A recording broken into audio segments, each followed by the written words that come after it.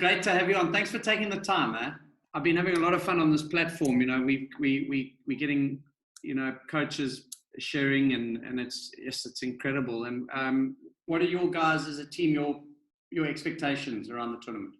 I think for us, it's things are a little bit different from perhaps, some, particularly the big guns who are here, would all leave their shores with a real plan to win the tournament. We're more on a longer term type process where we're trying to make as much progress as we can. We're trying to bring on cricketers. We're trying to improve cricketers. Trying to get a group that starts to collectively use their knowledge and wisdom and experience and share that and really grow a group of cricketers. So that's probably more our side of things. Is yes, we're a team that's trying to become a pretty complete team where everybody helps everybody else, and we share the knowledge and we learn and we work on our and in particular develop our strengths. Each individual develops his strengths as much as possible, and have a method using those strengths to be effective and help your teammates out. It's not surprising anymore to see, Ireland, Scotland, even Namibia, the Netherlands pull out wins. It's not as surprising as it used to be in the past.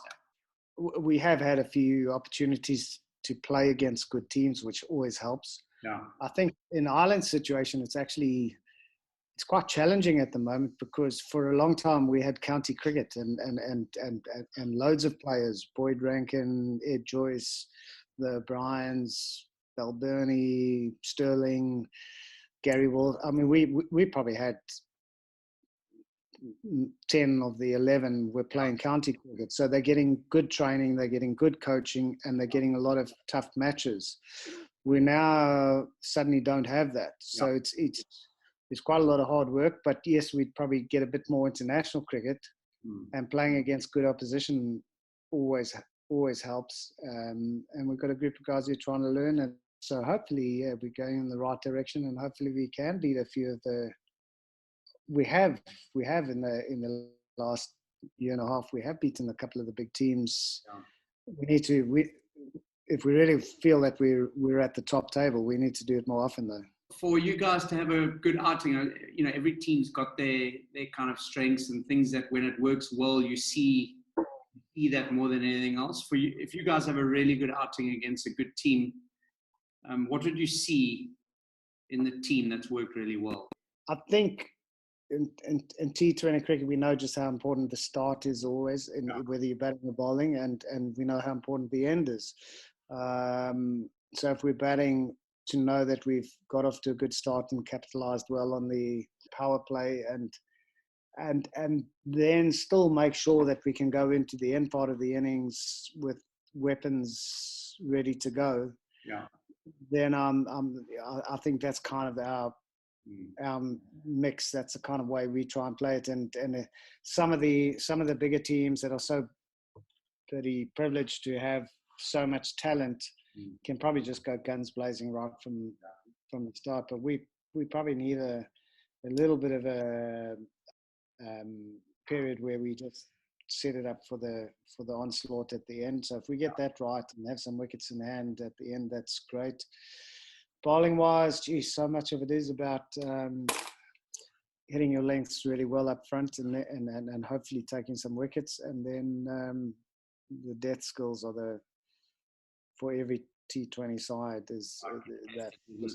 It wins or loses. That can be the difference so many times. You can be in control of a large part of the game, but you bowl badly at the end and the game disappears. So all little things that we constantly trying to get better at.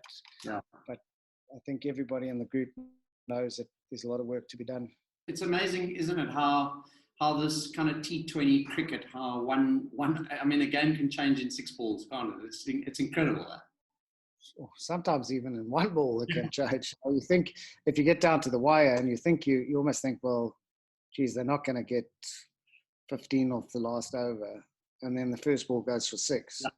Yeah. Suddenly, suddenly the game's in their favour, you know. So it's obviously why the fans love it. It's not great for the bloody grey hairs of the coaches, but it's the way it is. Yeah.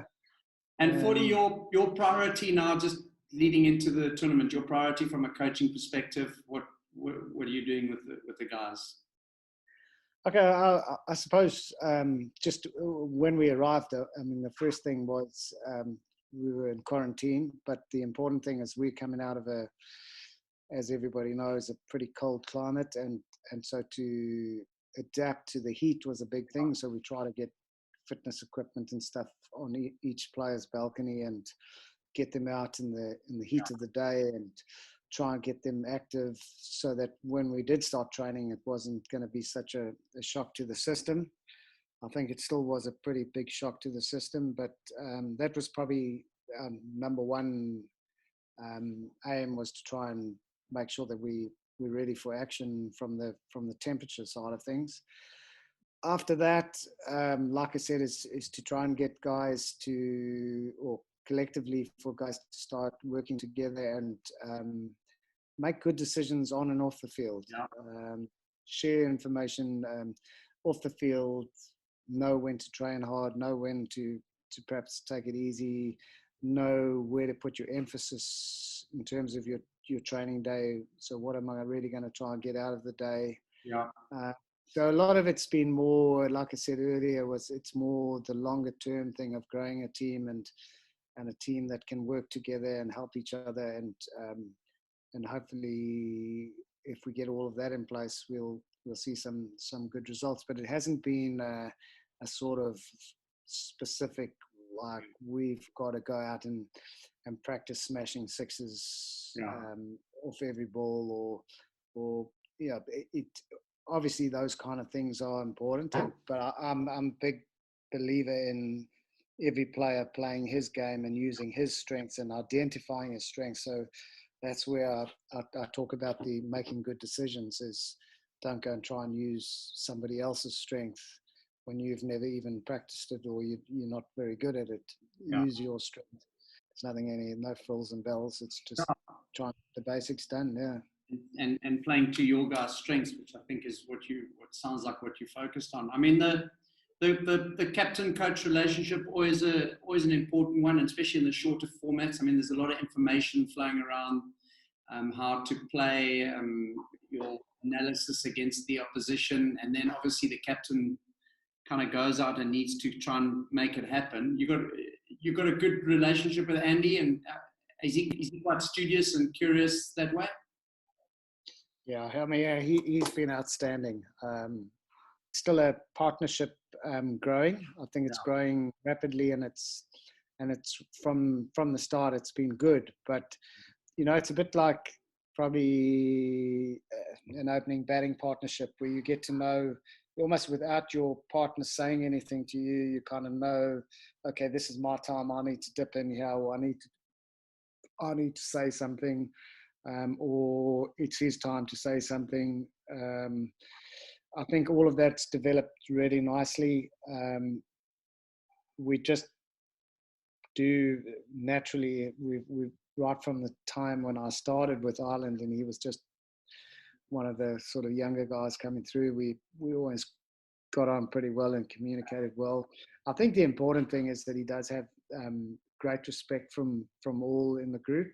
And kind of knows how to communicate with each one in the group at their particular level, because you get the young guys, and you've also got, so we've got Kevin O'Brien and older blokes, but we also got some young kids.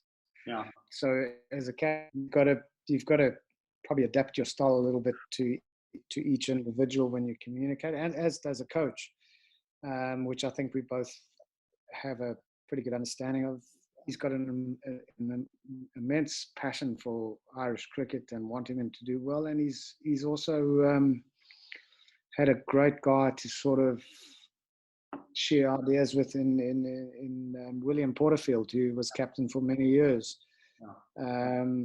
So yeah, I think we're really fortunate that we've got a guy like that, and he's going so well. Brilliant. And would you be considered the longest serving coach in the history of the game? Feels like it. Jeez.